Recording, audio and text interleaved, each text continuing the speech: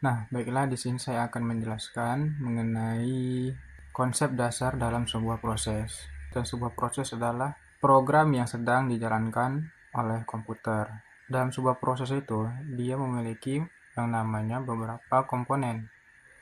Yang pertama itu ada yang namanya program code, yang mana program code ini bisa kita bilang yaitu bahasa sederhana, yang mana kode program adalah bahasa yang digunakan untuk memberi perintah kepada sebuah komputer supaya bisa melakukan sesuatu. Jadi dalam sebuah aplikasi itu sudah ada yang namanya program code. Jadi dia bisa mengetahui tugas yang akan dia jalankan. Dan kemudian di sini ada yang namanya program counter. Nah, komponen yang kedua ini adalah program counter, yang mana dia adalah bagian dari CPU yang fungsinya itu untuk menentukan urutan langkah-langkah yang harus dijalankan pada sebuah komputer saat dia menjalankan sebuah perintah. Nah, sebagai contoh itu kalau misalnya kita ingin men-save sebuah file pada Word, nah kan di situ ada sebuah perintah tuh. Kalau kita ingin men-save sebuah file itu, kita akan diarahkan, kita mau nama filenya kita buat apa, kemudian kita taruh di mana. Nah, ini dia masuk ke namanya program counter. Kemudian di sini ada yang namanya stack. Nah, stack ini adalah tempat penyimpanan data sementara pada sebuah komputer yang bekerja dengan prinsip yaitu LIFO, last in dan first out, yang artinya itu data yang terakhir kali masuk, maka yang akan keluar pertama kali adalah data yang tadi. Nah, biasanya stack ini bisa kita jumpai pada undo ya, ketika kita ingin mengembalikan data yang terakhir kali kita buat. Nah, kemudian di sini ada yang namanya data section. Data section adalah tempat penyimpanan sementara yang digunakan oleh sebuah program untuk menyimpan data yang sedang dipakai. Nah, sebagai contoh di sini dalam sebuah Word, teks yang kita ketik, kita akan simpan di data section sebelum akhirnya dia akan menjadi sebuah file permanen yang saat kita menekan tombol save. Nah, ada juga yang namanya heap. Jadi bahasa yang bisa kita bahasa mudahnya itu heap itu dia kayak tempat penyimpanan sementara yang ada pada sebuah komputer. Nah, jadi heap itu ukurannya itu dia tanpa batas. Jadi dia bisa membesar atau memperkecil tergantung kebutuhan aplikasi yang digunakan.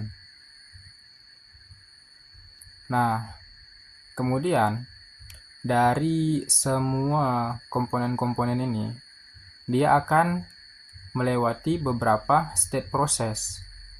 Nah, jadi dia akan melewati beberapa state proses. Yang pertama di sini ada yang namanya new. Nah, new ini adalah ketika awal sebuah program baru aja dibuat, tapi dia belum dijalankan oleh CPU. Nah, jadi ketika kita mengklik sebuah icon, sebuah aplikasi, nah ketika itulah dia akan dibuat oleh sistem operasi, tapi belum dijalankan sama CPU.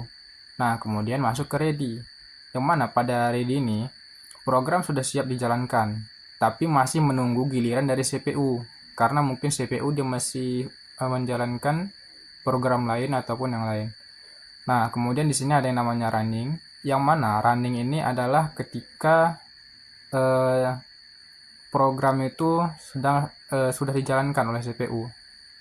Nah, jadi ketika kita lagi pakai sebuah aplikasi, waktu kita lagi ngetik di Word dan lain sebagainya, itu statusnya adalah running. Nah, kemudian di sini ada yang namanya waiting, menunggu. Nah, pada tahap menunggu ini, pada tahap waiting ini, jadi dia terjadi ketika program menunggu sebuah sesuatu agar bisa dijalankan, bisa dilanjutkan bekerjanya. Jadi sebuah program itu dia akan menunggu sesuatu agar dia bisa lanjut bekerja pada sebuah sistem.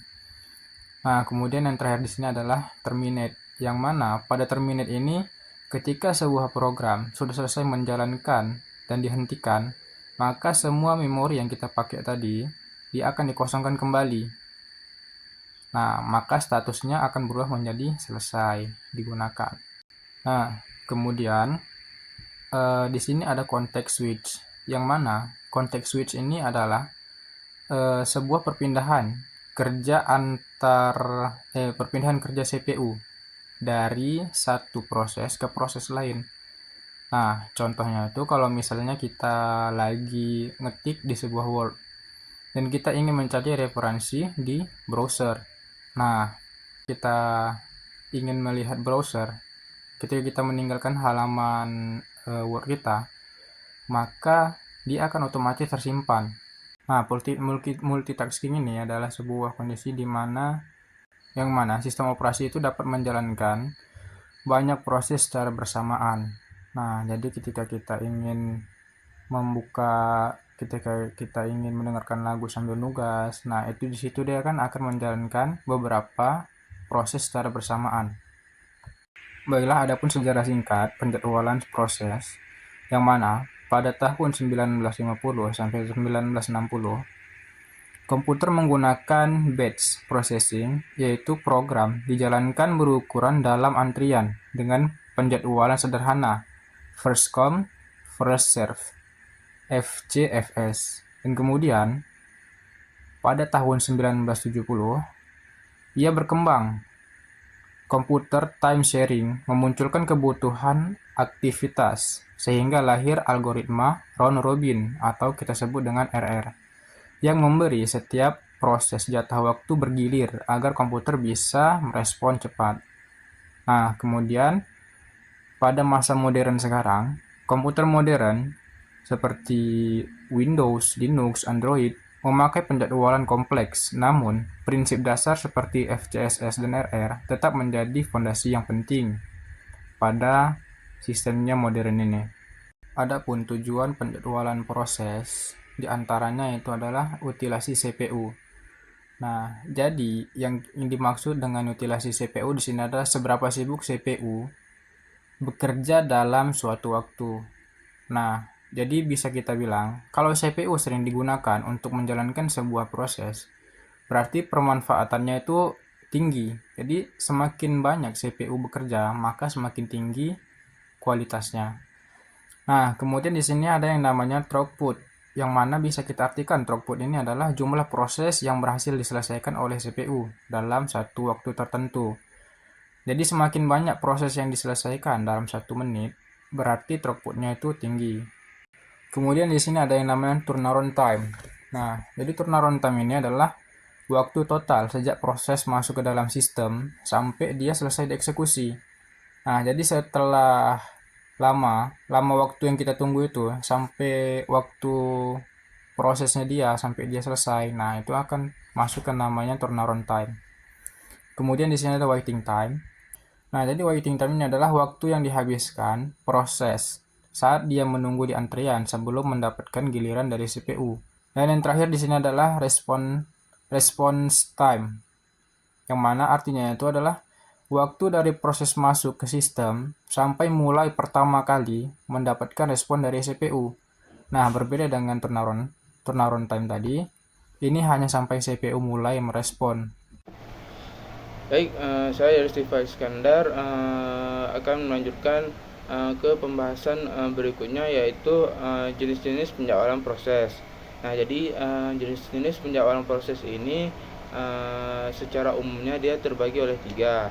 Yang pertama ialah ada long term scheduling. Nah, di mana long term scheduling ini merupakan penjadwalan jangka panjang. Jadi tugasnya dia mengatur berapa banyak proses yang boleh masuk ke sistem. Nah, jadi long term scheduling ini dia akan mengontrol jumlah proses yang aktif supaya sistem tetap seimbang antara proses yang sedang berjalan dengan sumber daya yang tersedia. Nah, jadi terus yang kedua ada medium term scheduling. Nah, medium term scheduling ini ialah penjadwalan jangka menengah. Nah, tugasnya ialah mengatur beban CPU dan memori. Nah, jadi medium term scheduling ini dia bisa menunda sementara suatu proses. Kemudian nanti bisa dilanjutkan lagi apabila sumber dayanya itu sudah cukup. Kemudian yang ketiga ada short term scheduling. Short term scheduling ini merupakan penjualan jangka pendek, di mana tugasnya ialah menentukan proses mana yang akan menggunakan CPU berikutnya dari antrian proses yang sudah siap. Jadi dia short term scheduling ini bakal menentukan urutan eksekusi proses dalam waktu yang singkat, supaya si CPU-nya ini dibikin nggak pernah menganggur dan semua proses tetap berjalan dengan ideal. Itu pembagian jenis-jenis penjualan proses secara umum. Kemudian jenis-jenis ini juga terbagi lagi berdasarkan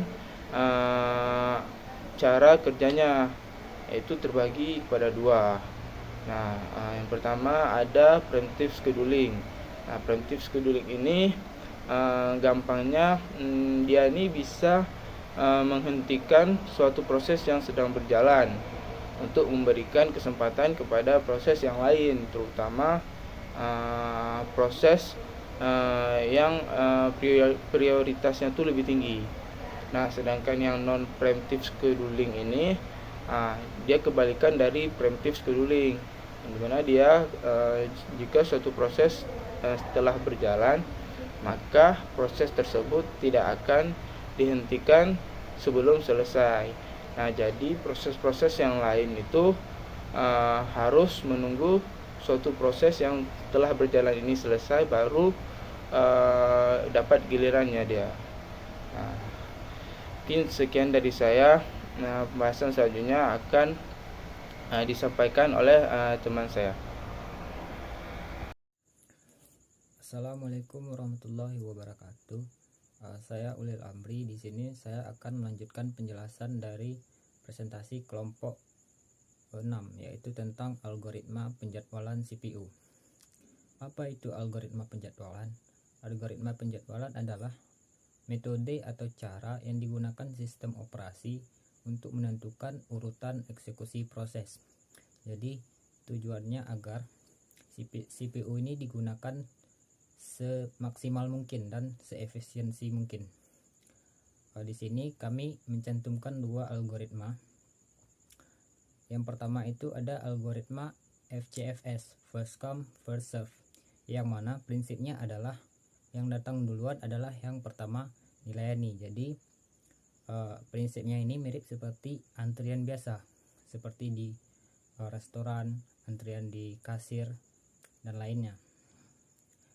Kelebihan dari algoritma FCFS ini adalah dia sederhana dan mudah untuk dipelajari,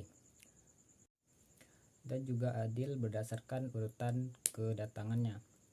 Kekurangan dari algoritma ini adalah di sini sering terjadi convoy effect. Apa itu convoy effect? Convoy effect ini adalah di mana proses kecil ini terpaksa menunggu proses besar di depan antriannya selesai lebih dulu, baru proses kecil ini dieksekusi. Jadi ini membuat proses-proses kecil yang ada di belakang proses besar ini menunggu lama untuk dieksekusi.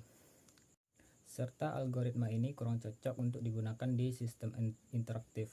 Sistem interaktif ini adalah sistem yang membutuhkan input-output langsung, seperti aplikasi pada umumnya, seperti game, Microsoft Word, dan lain sebagainya. Kemudian ada algoritma round robin atau RR. Algoritma ini adalah setiap tugas itu memiliki jatah waktunya masing-masing. Jadi setiap tugas itu dapat jatah waktu yang sama. Jadi jika tugas tersebut belum selesai dengan jatah waktu yang ditentukan, maka tugas tersebut akan digeser ke antrian belakang, terus diulangi sampai proses itu benar-benar selesai. Kelebihan dari algoritma ini adalah algoritma ini cocok digunakan untuk sistem interaktif, yang mana sistem yang langsung membutuhkan input output. Kekurangan dari algoritma round robin ini adalah jika jatah waktunya terlalu pendek, maka akan menyebabkan banyaknya context switch. Context switch ini adalah perubahan eksekusi antar tugas. Jadi CPU ini sibuk melakukan context switch daripada melakukan tugas aslinya.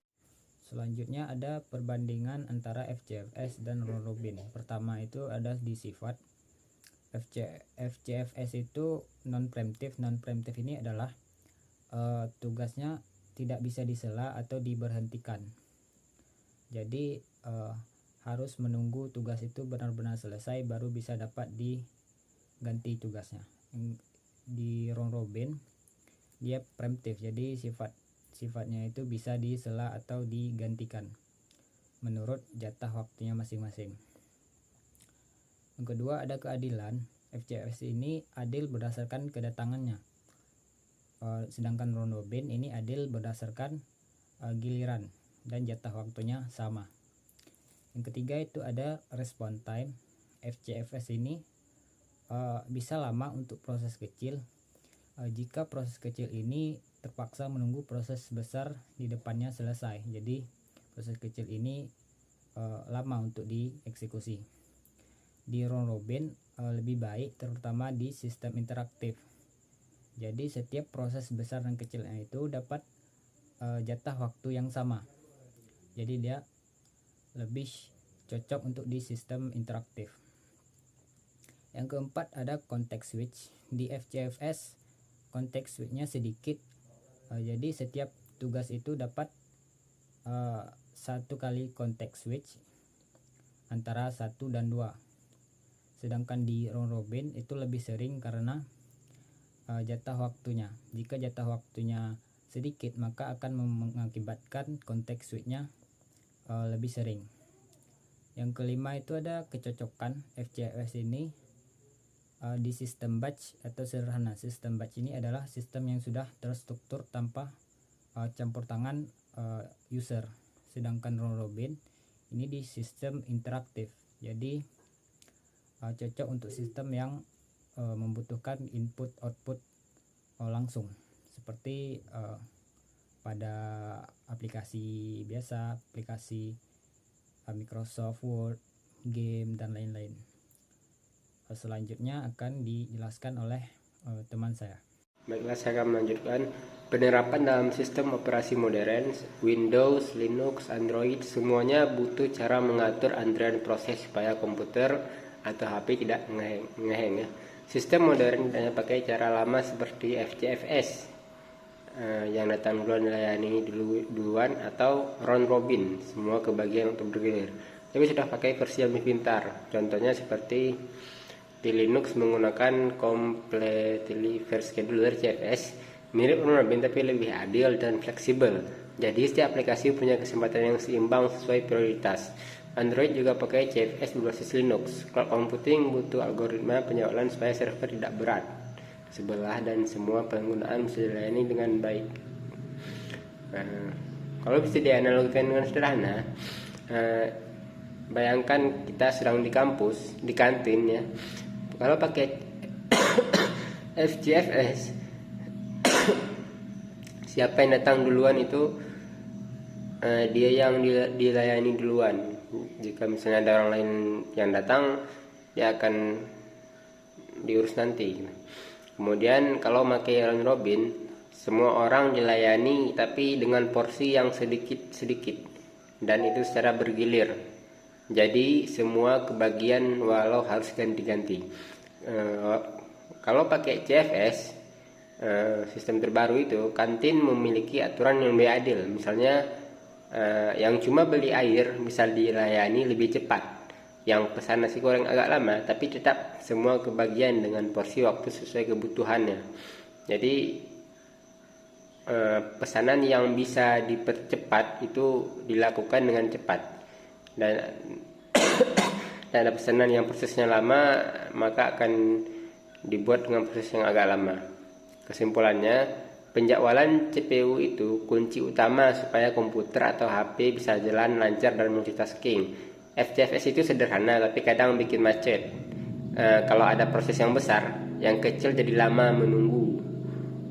Kemudian ada round robin, itu lebih bagus untuk sistem interaktif karena karena semua dapat giliran meski sering gonta-ganti proses.